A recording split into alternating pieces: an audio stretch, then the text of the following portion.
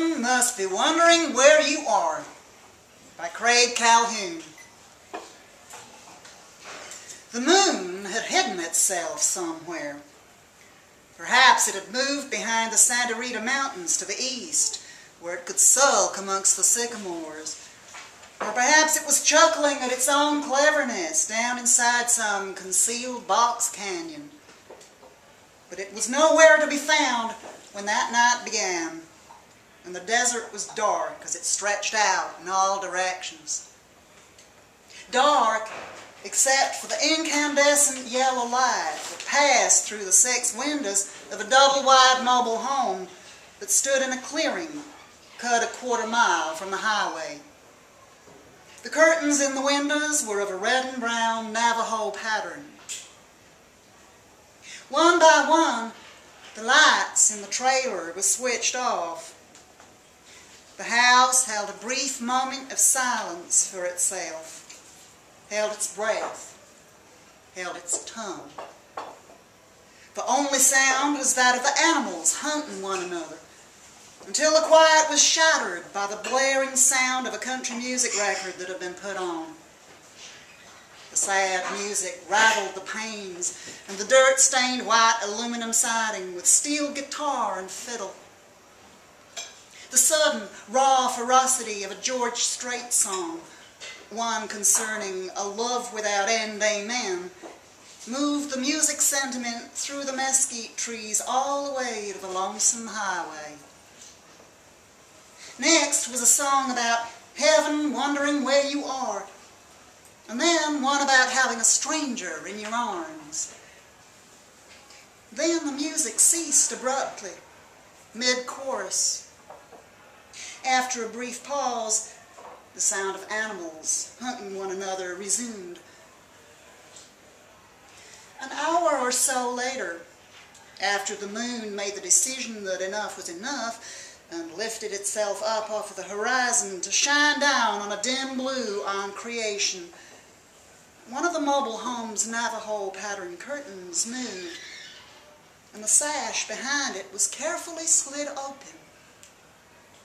A little cowboy boot appeared. Then a second little cowboy boot. And then the rest of a little cowboy, as he slithered himself through the small opening and into the night. The boy, who could not have been more than 6, reached back inside and grabbed his old bent Stetson and placed it on his head before closing the window behind him. He'd been taught since birth never to go outdoors without having a hat on. The boy walked slowly, his heart pounding in his chest with every step. As he made his way past the white Chevrolet truck and the horse trailer that were parked near the rusted propane tank, he felt for the first time in his life how threatening the world could be when you didn't have permission to be in it. Every footfall seemed to cause an avalanche of rocks to fall. Every few steps he turned to look back and make sure that no lights in the mobile home had come on. Weaving between the cholla cactuses, he made his way deeper into the desert. Coyotes and jackrabbits screamed with life and death, until the ammonia smell of collecting manure grew as he neared the back gate, away at the far end of the property, where the horse pens were. One last time, he checked the mobile home for lights, but it was still very dark, and now very small. The 4 horses inside the pen swished their tails and ambled cautiously towards the boy, craning their necks over the steel tube fence to take a closer look at him.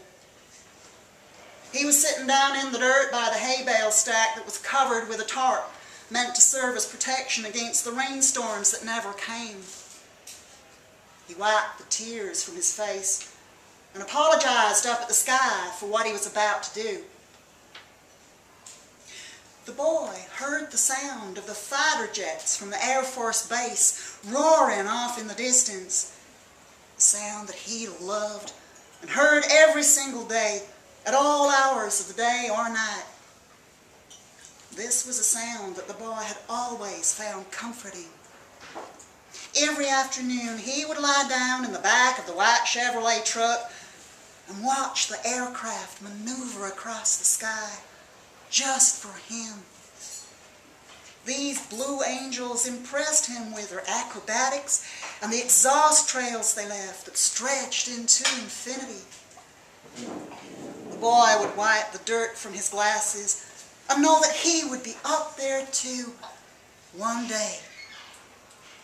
The sounds of the fighters stopped the boy's tears, but he still shook with fear.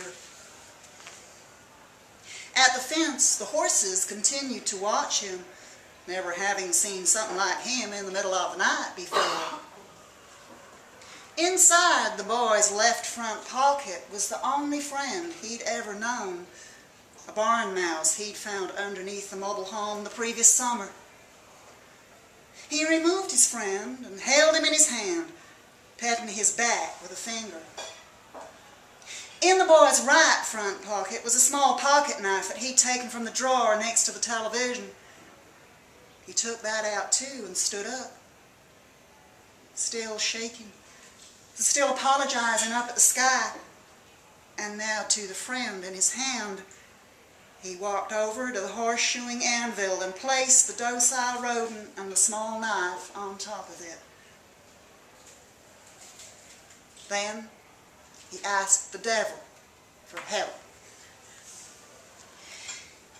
"Excuse me, devil?"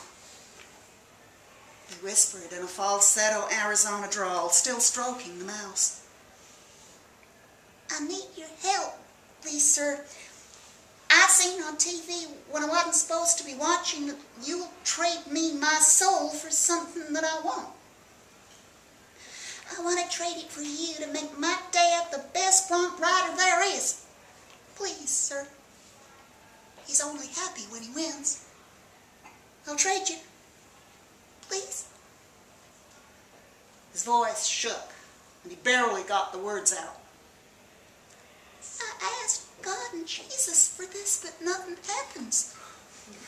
My dad keeps getting bucked off and then hurts us." The boy took the knife and struggled with getting the tiny 2-inch blade unfolded. "I saw on TV too that you need me to do something like this, so you will listen." He held the knife in his hand and squeezed his eyes shut.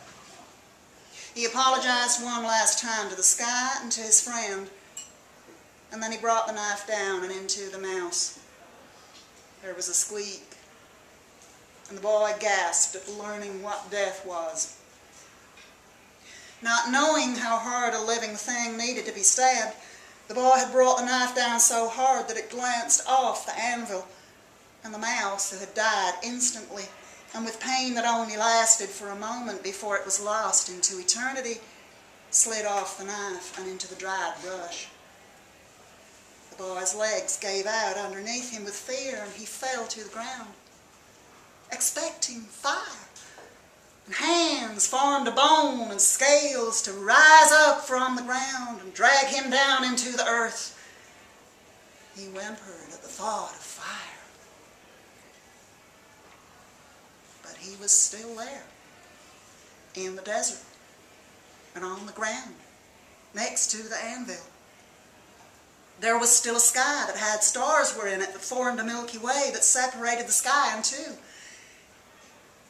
The dull roar of the jets flying overhead was still there, and he still smelled the horses, which meant that nothing had happened. "Please, help my dad, devil," he whispered into the dirt. Nothing. "Please, he hits us when he loses. Make him happy, please. He never wins." Nothing. "Come out, please." The dirt made no attempt to respond, and the horses had lost interest, gathering instead at the water trough. The dull roar of the fighters began to grow, filling up the sky as they approached low over the mountains, soon growing into the deafening sound of ripping paper and hissing. The force of their propulsion systems washed down over the desert, causing the alarm on the Chevrolet to go off. The boy's father lived in constant fear of the Mexicans who wandered north through the desert, positive that these human waves of migration were all focused on taking his truck back down into Mexico and exchanging it for drugs. The boy was still on the ground, still pleading with the devil for help, when the lights in the mobile home came back on, one by one, illuminating all 6 windows. After a moment, the alarm stopped sounding, and then the lights went out once again. The boy turned on his back and lay there, letting the nearby insects who had detected his warmth crawl over his arms and legs. He may have laid there for 20 minutes, trying to figure out if he'd done something incorrectly, wondering if he needed to sacrifice something more, something larger. Then the boy heard rocks moving and dried plants snapping. A soft voice, his mother's, calling out his name. She was whispering, but even the boy could tell how afraid she was at that moment, how she wanted to scream out his name, desperate for him to appear for her.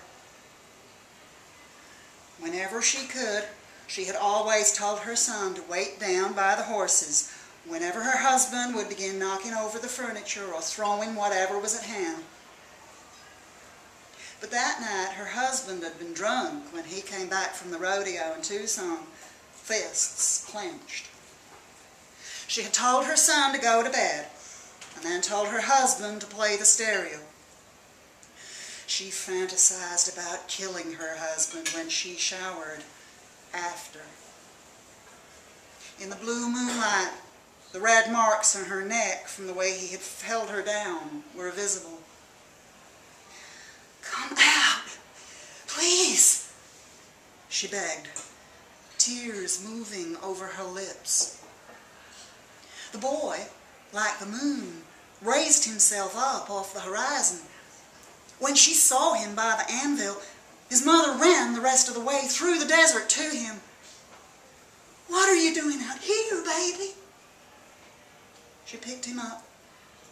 They both felt the tears on one another's face. "Praying for Dad. I want him to be okay. I want him to win."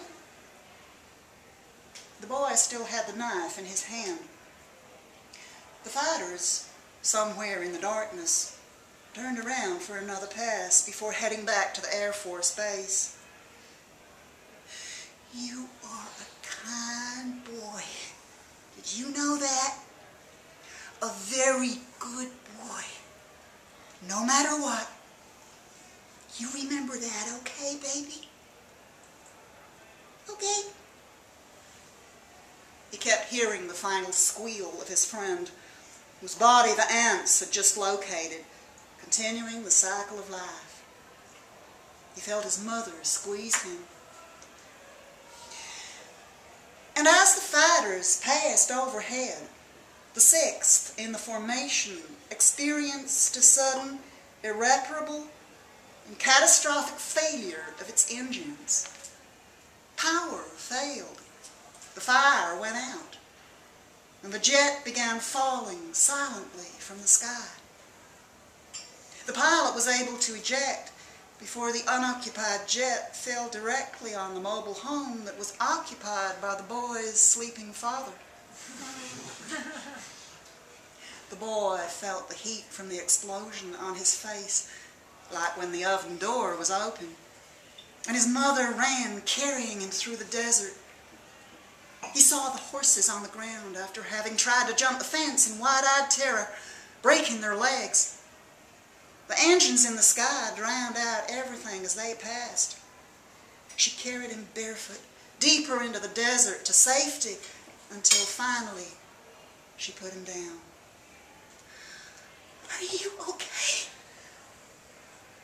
He'd never seen such terror in his mother's face before, like a horse's. Yes? The boy answered. Are you okay? Yes, baby. She looked at the fire where the mobile home used to be. The flames rose up in great blooms that opened for a brief moment, curling at the ends like smiles. The 4 horses writhed inside the pan. His mother put her hand to her lips, and the boy could hear her laughing softly. He saw the bruises on her forearms and the laugh lines in her red eyes. Are you happy? He asked, confused.